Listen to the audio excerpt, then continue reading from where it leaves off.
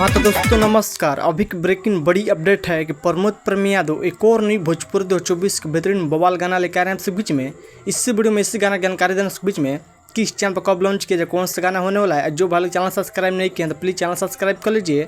सबसे पहले ऐसा भोजपुरी लेटेस्ट अपडेट जानकारी जाने के लिए शुरू से अंत तक इस वीडियो में बने आपसे बीच में चैनल पर जानकारी मिल जाया करेगा।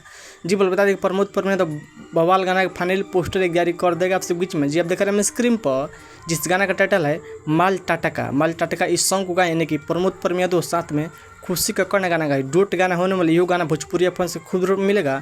जिस गाना का टाइटल है माल टाटा का। इस गीत का बात करें गीत को लिखे यानी कि शैलेश राज और इस गाना म्यूजिक दिए हैं आर्या शर्मा। बहुत बेहतरीन कमाल गाना होने वाला। इस गाना फुल ऑडियो लॉन्च किया जाएगा कल सुबह 29 तारीख का सुबह 6:15 में फुल ऑडियो लॉन्च किया जाएगा एजे फिल्म यूट्यूब चैनल पर। एक बार गाना सुनिएगा माल टाटा का सुबह 6:15 में एजे फिल्म यूट्यूब चैनल पर। इस वीडियो में देखने को मिलेगा प्रमोद प्रेम यादव एक न्यू मॉडल वीडियो सॉन्ग देखने को मिलेगा। जबरदस्त बवाल गाना होने वाला है माल टाटा का। आप लोग बताइए कि जितने प्रमोद प्रेम फैंस हैं बताइए कि गाना सुनने कितना एक्साइटेड है। गाना का पोस्टर टाइटल कैसा लगा मेरे वीडियो में कमेंट ना कर लिए।